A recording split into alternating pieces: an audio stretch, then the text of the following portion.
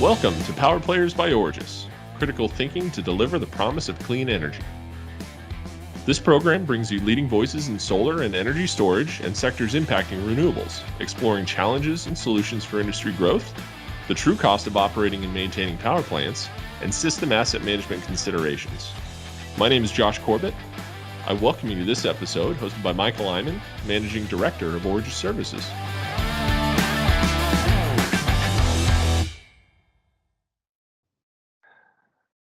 Hello, this is Mike Eyman, your host for Power Players, where we deal with really the nettlesome problems in our industry. Today we have Laure-Jeanne Davignon, Vice President for Workforce Development for Interstate Renewable Energy Council. Laure-Jeanne has served in various capacities with IREC since 2010. Today, as Vice President, she manages oversight and strategic direction for the workforce program itself. She also leads IREC standards development and revision activities. She served as a principal investigator for federally funded training and certification efforts and is a national thought leader on clean energy workforce issues. She leads a team that develops unique job-focused online training and pioneered the use of micro-credentials to provide clean energy add-on skills for allied professionals.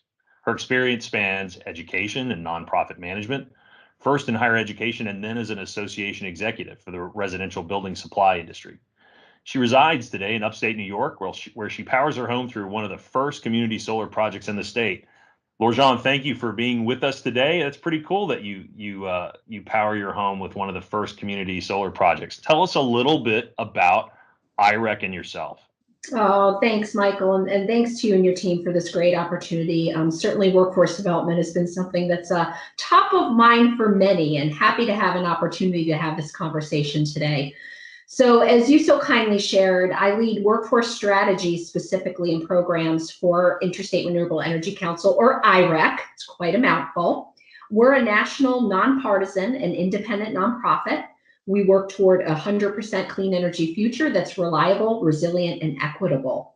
We work on strategies to help states, municipalities, companies, utilities, and others reach bold clean energy goals by developing robust training to jobs pipelines. We design and deploy training focused on ensuring code officials, firefighters, building owners and managers, and other audiences have the clean energy skills they need to support industry growth. We are the sole credentialing body for clean energy training providers, and we're an American National Standards developer. So, Michael, I come from a family of teachers and environmentalists, a double whammy. I think in the 70s, we were like one of the first families I knew of recycling and composting. So it makes sense that I've spent literally my entire career in workforce development, the past decade in clean energy. Really excited for this conversation today. Back to you. Yeah, look, I think this is a great conversation, and we're really happy to have you. You know, when you're in an industry that's growing as fast as renewables is today, particularly solar and energy storage, and when we face the sort of challenges we have and the ramp in the future that's being, you know, really pushed by the current administration, as well as just the global need for power, right? That really workforce development and having good trained people when you're seeing growth rates like this is really, really difficult. It's a challenge that we all face in the industry, and it affects everyone across the board. So, you know, how does, you know, this is sort of where you and IREC live, you know, day to day. The rest of us, you know, sort of deal with it as we're looking for people. But, you know, how do you guys see the workforce opportunities in the industry, sort of the challenges? Sure. Thanks, Michael. So, you know, we really see a wonderful opportunity here, first of all. Really want to start this on the positive note that it is. We have an opportunity to really reshape how our industry and adjacent industries approach workforce development. So it's not something we just think about before a ramp up, right? And we really see an opportunity to take a more strategic or long game approach to this sort of planning. So with the advent of the American Jobs Plan, everyone's thinking about new approaches and partners. And we, IREC, really hope that this leads to, and we're frankly calling for, a de-siloing process, breaking down those barriers between clean energy and adjacent industries and seeing how workforce development can be approached holistically.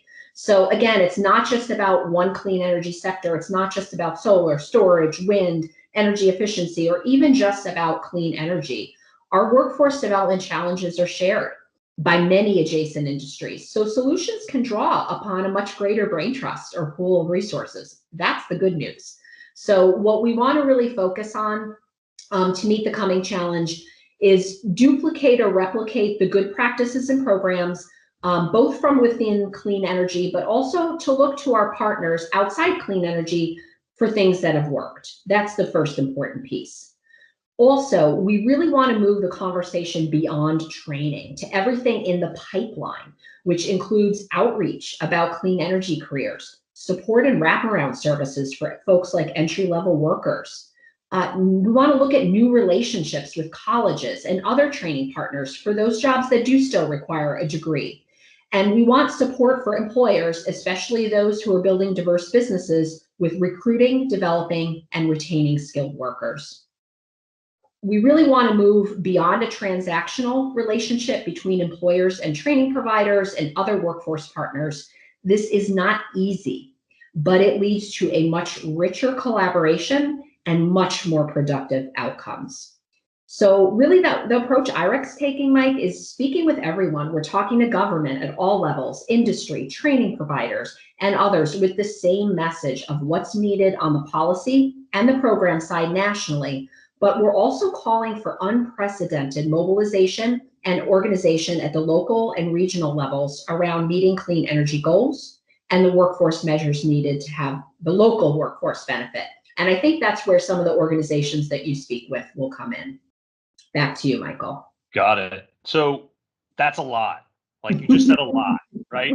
That was a lot of stuff all at once. So let's see if we can wrap our arms and so our heads around some pieces of it, right? So that people can go away with like, what do I do to go forward? You said de-siloing. Like, what do you mean by that specifically? So there's been a lot of, IREC is approached by companies, organizations, industry folks, trade associations, you name it. A lot of us have the same concerns. And what we don't necessarily want is every company or organization sitting there by themselves saying, oh my goodness, I have this huge challenge coming my way. How am I going to meet this challenge? I think it's a time that we can feel very comfortable saying, how are we going to meet this challenge? And I understand, in the corporate world that, there's stuff like competition and, you might need to speak with those folks that are trying to take your business to coordinate here. But, that's why things like trade associations exist, right? There are certain common mutual interests that if we all can focus on them together and kind of take the relevant pieces, and I don't expect an individual company to take on all the stuff that just rattled out of my mouth. This is a group effort. We need to lean on our partners. We need to lean on those who have similar challenges, even if it's sometimes an uncomfortable conversation. They could be competitors. They could be folks like in organized labor, where solar hasn't historically spoken with those folks a lot. We're going to have a lot of kind of, as I like to say it, odd bedfellows and new partners. Really to make this work, because a lot of the solutions are out there. There's no reason for someone to sit in an empty boardroom scratching their head. Yeah. I love these conversations across the country because you get people with different views and even the way they speak is different. So for me, they'll get the y'all, and from you, they'll get the all. And so I love these things. Anyway, so how do you get past, like when you say de-siloing and you sort of talk about it that way, right? You're right. It does require us to work with people that we would view as competitors, right? To sort of create some standards and some practices, particularly when you talk about adjacent industries, because solar and renewables have been growing at such a rate that they've been producing more jobs than the rest of the power industry combined on an annualized basis for the last several years, really. And so inherently what that means is when we're engaging with adjacent industries, I think they'll rationally see it as an attempt for us to pull their people, right? Which are still needed to fuel their industries. No pun intended. And so how do you have those conversations when the conversation starts with, I'm here to take your people, or the conversation starts with, you're here to take my people. Now, how do we talk? How do you do that? Yeah, you touched on a couple areas. I'll start with, because I think we think about adjacent industries. We start with energy. I'm talking even beyond that, but let's start with, industries that could potentially perceive us as poaching people. Let's start there. So I think piece one there is, certainly the trade associations and other organizations that are working with, whether it be oil, gas, whatever these industries, a lot of folks are asking about how do I connect to former military, slightly different iteration of that problem you mentioned. I think the first place I would go for the adjacent industries is really considering direct partnerships with the trade associations and organized labor groups working with your subject audience, whether it be engineers or, you guys know who you're looking to hire and who potentially would have a skill set that is a match with some tweaking for clean energy, right? Although the priority of these trade associations is not clean energy, they are acutely aware that pathways are needed for workers that may be displaced as a result of what's coming down the pike. We have a federal environment that is much more receptive to clean energy. So, I come from the trade association world in my past, and the good organizations will want to partner with groups such as ours or organizations that have the potential to help them with this problem, and find ways that it can be a win-win-win. A lot, I'm very challenged by this conversation that more clean energy is a loss for oil and gas workers. I really have a huge issue with that. These are people, these are individuals. Yes, we want them to continue to work, and it's incumbent on government and organizations like IREC to ensure there are pathways. But I think when we do reach across the aisle, as it were, to these industries, again, the problems are going to be more similar than not. And even if they're not like, here, take our workers, you may find areas of collaboration that you never imagined that could be very rich and rewarding for both sides.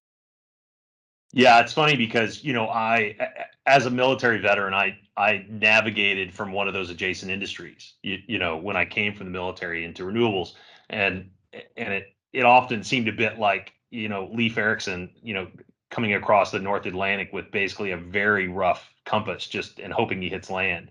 You're sort of navigating, in hopes that you're going to hit something without a lot of structure in place. And I think organizations like IREC are helping to put structure in place, which is incredibly valuable. So but companies as a whole, and like I can sort of help to navigate the military, transition at times, but even for me, the organizations that are involved in that change year to year.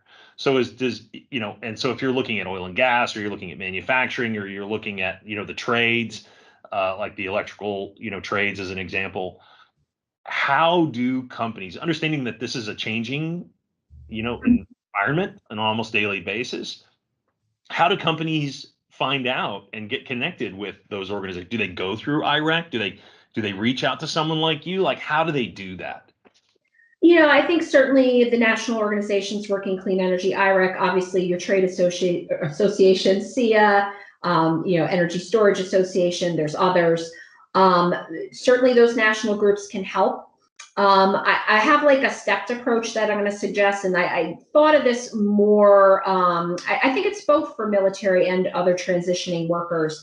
The first piece, and this is kind of, these steps are helping to customize this depending on the organization, because obviously you're talking with groups who are very large and multi-location, and then there may still be organizations out there that have a smaller scope, right?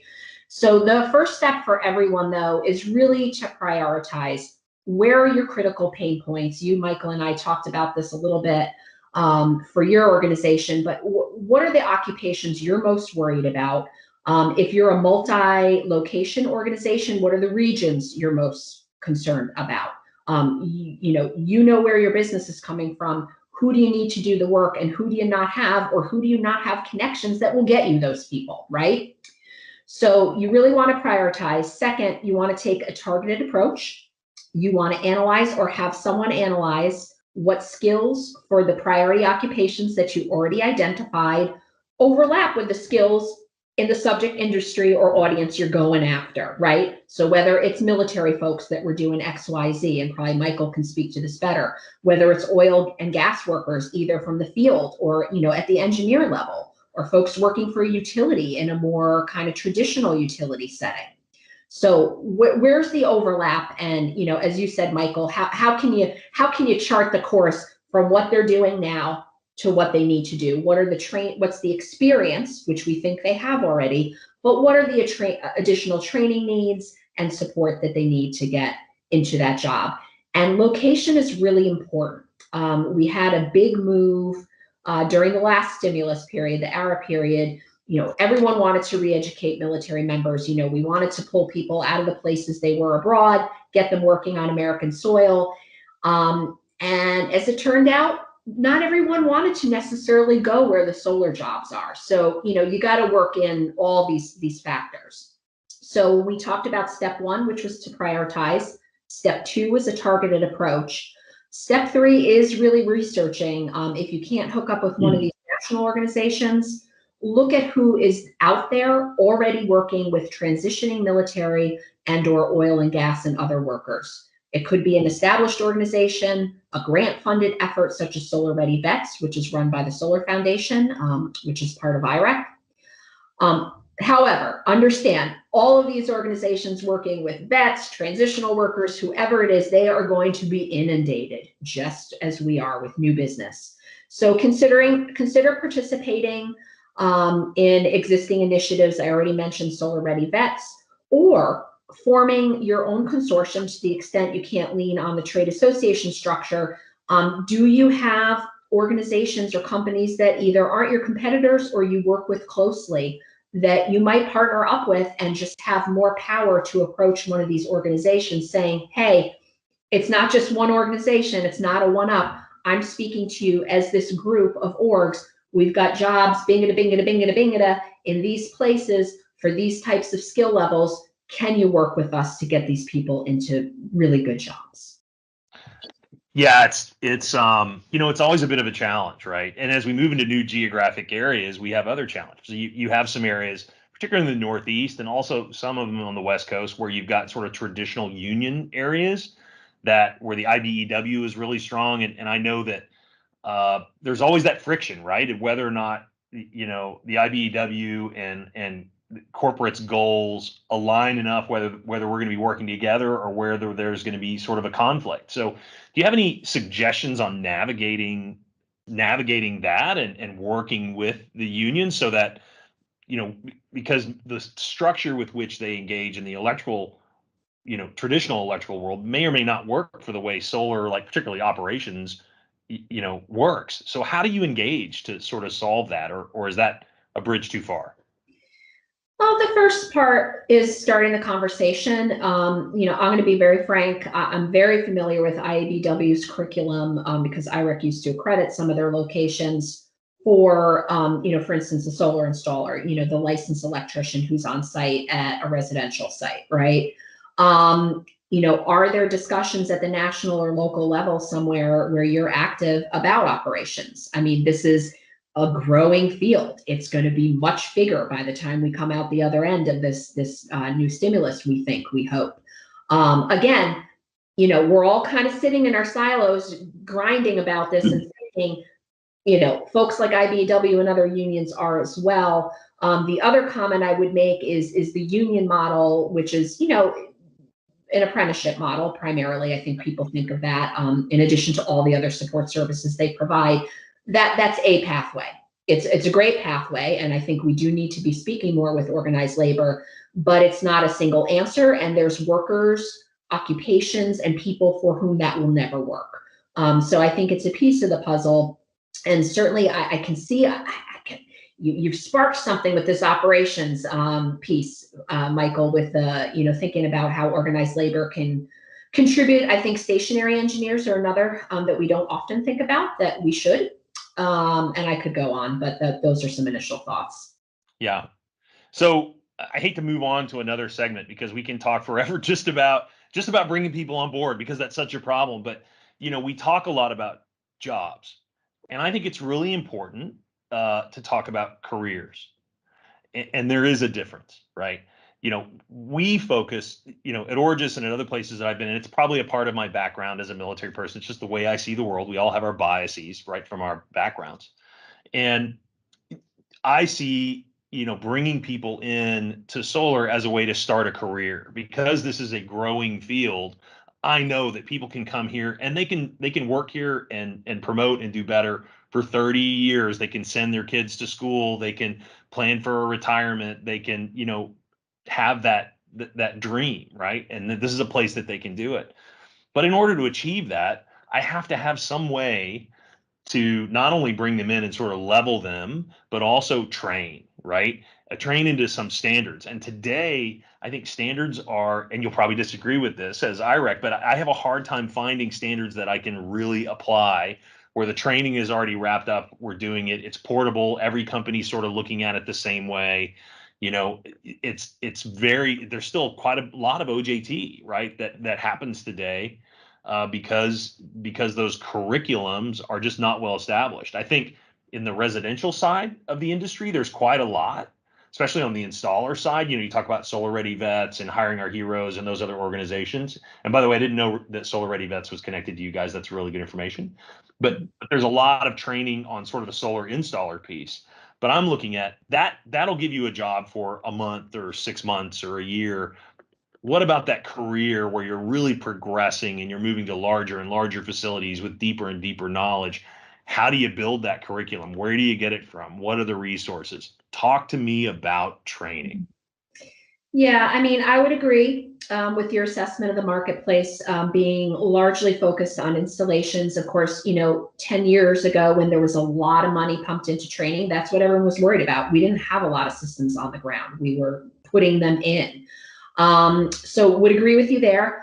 I think standards and standardized curriculum have a role, and definitely my colleagues with the community colleges and other training organizations who have been engaged in clean energy training for decade plus are calling for more unified, standardized, whatever you want to, for the stuff that is shared across sites and companies and is not specific to like a certain type of panel or storage system or inverter or whatever it is. We are calling for more of that, so individual companies and individual training providers are not having to shell out the significant. Good training is quite costly. IREC knows this because we produce really good training. And it takes a lot of bandwidth, it takes a lot of resources, and it takes a lot of subject matter experts to do it right. So we're talking about a defensible instructional design process that isn't just SME sitting in a room like, okay, here's everything I know. So good training is expensive. Individual companies should not have to develop the core curricula. However, the huge role individual companies play is with, you said the magic word, the OJT, the hands-on training, the opportunities to practice before it's someone's system or someone's job that's on the line, right? So we are looking to the employers to really ramp up in your ability to have those experiences for new people where you're spending time on someone that's not going to be productive day one, whether it be an internship, a fellowship with a group like Solar Ready Vets, apprenticeship, dare we dream. To me, that's the Cadillac. That's a much longer transaction, but we need employer sponsors for things of that sort. So I really see the role of companies like Origis and others to really look at what you can do to take people with like kind of a basic standard skill set, whether it be clean energy or not. It could be electrical, it could be building technologies, who knows? And what is it going to take to get the hands-on specific training that's going to help them be successful on your job site? And there's folks that can help you with that. Designing on-the-job training experiences is difficult, and there should be professionals involved. But you folks have folks like community colleges, these nonprofits we've been talking about during the podcast, and other training providers that can help you with that, and make sure that the experience on the job is preparing them to operate independently going forward. Yeah.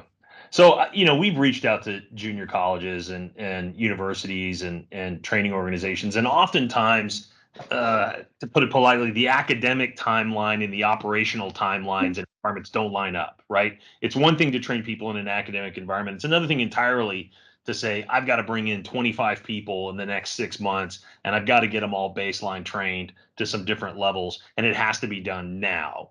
and I have a blank sheet of paper and no idea how to go about it. So Mhm. starting with that blank sheet of paper, what do we do?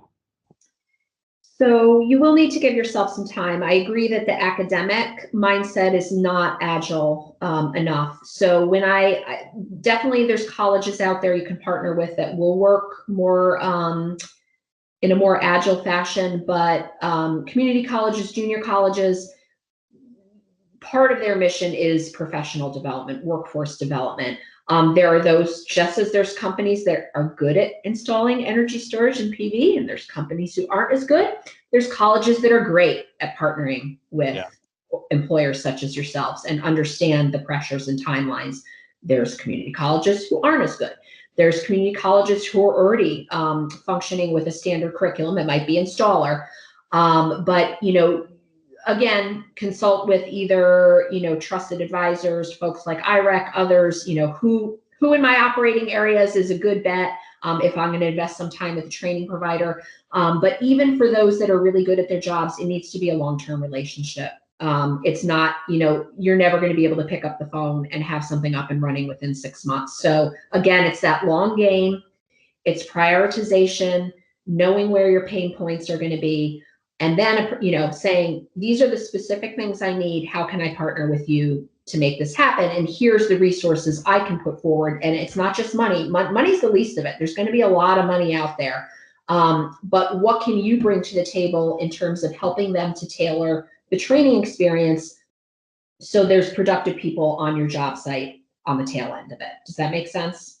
Yeah, it does. So I want to flip this around just a little bit. I think we've talked a lot about it from the company and industry perspective, but I'm hoping that there's actual people looking to change careers who will listen to this as well and look for it as a way to sort of chart their path. So as they're in that tempest of life change with their eye firmly on their North Star and just trying to get there, talk to them. Tell them how they can navigate this and what resources they have as individuals to help them figure out where they're going to be and how to get into this industry. Sure. Couple thoughts for potential job seekers. One, and if they're already thinking about clean energy because they're watching this podcast, that's the biggest battle fought right there. We're good from here on in. Do want to do a plug for IREC's career maps. We have them for the solar, HVACR, and green buildings industries, and those have kind of a universe of jobs in those particular sectors, including solar.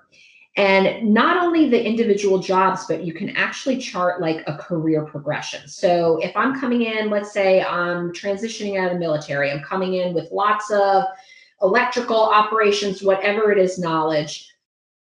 What am I qualified to do? What kind of training do I need to get there? And once I'm really good at that thing, where can I go? Yeah. What subsector? How far can this really go?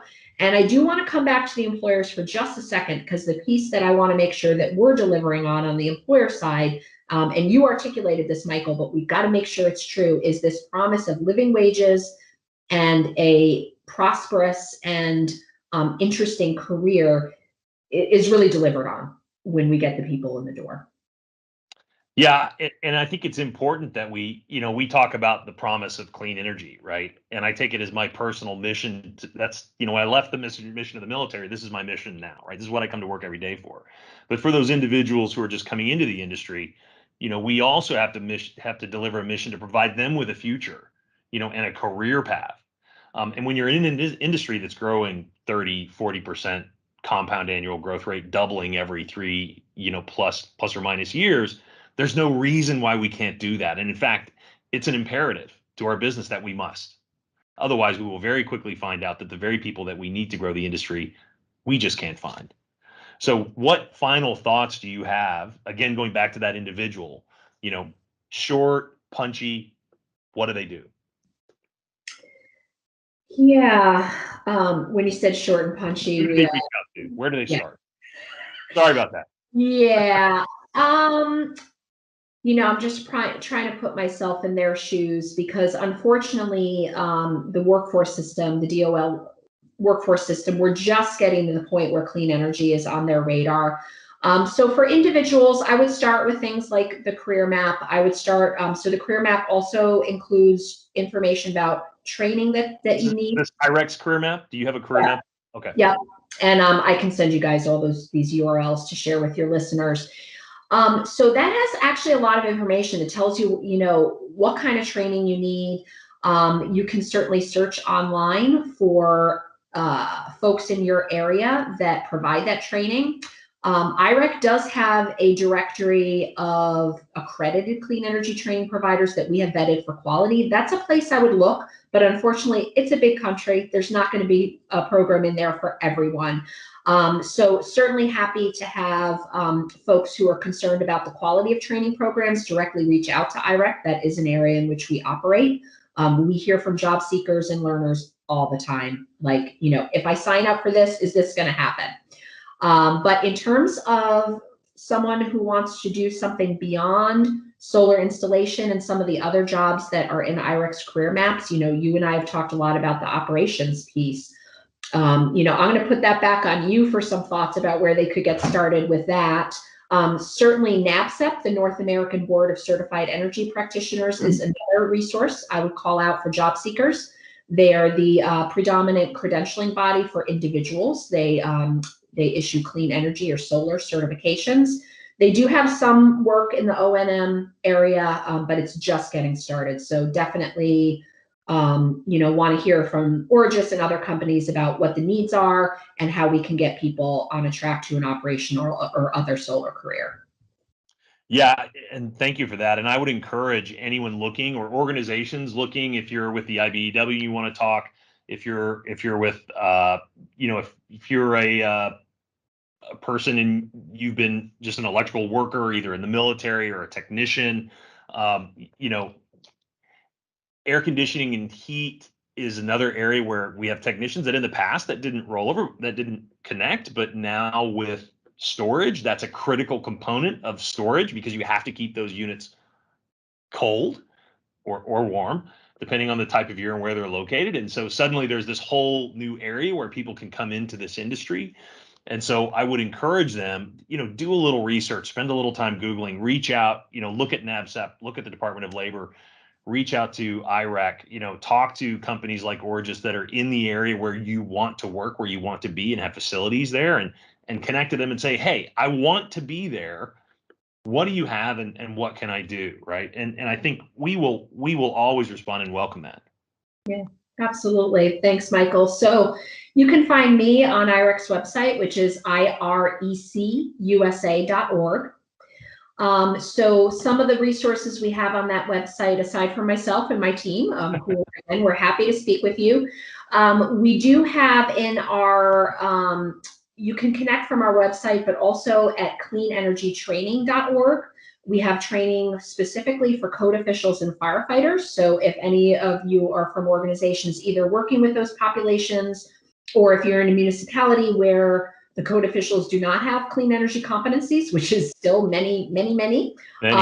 You have some very good interactive video-based and interactive training for those folks.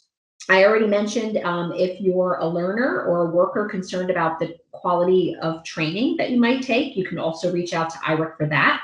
We are the sole clean energy training provider credentialing body in the world, last I knew, but certainly in the US.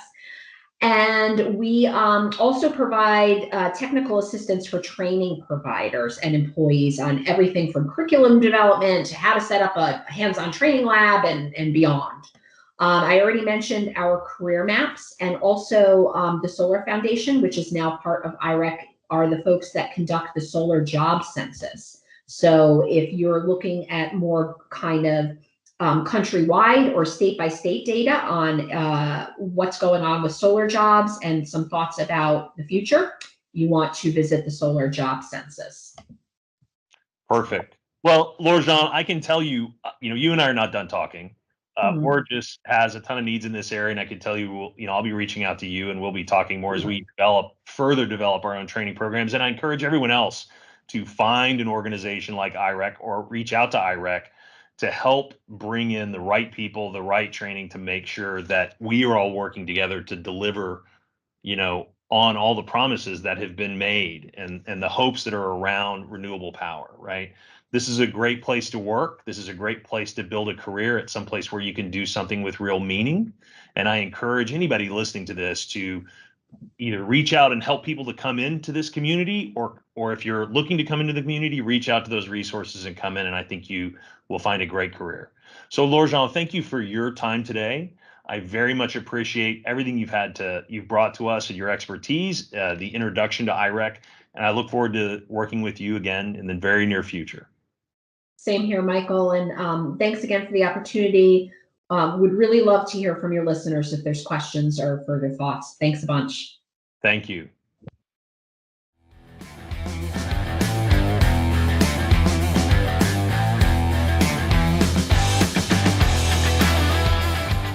Find summary thoughts on this topic and more insights into operating your clean energy assets at origisservices.com. Thank you for listening to this episode of Power Players by Origis, critical thinking to deliver the clean energy promise.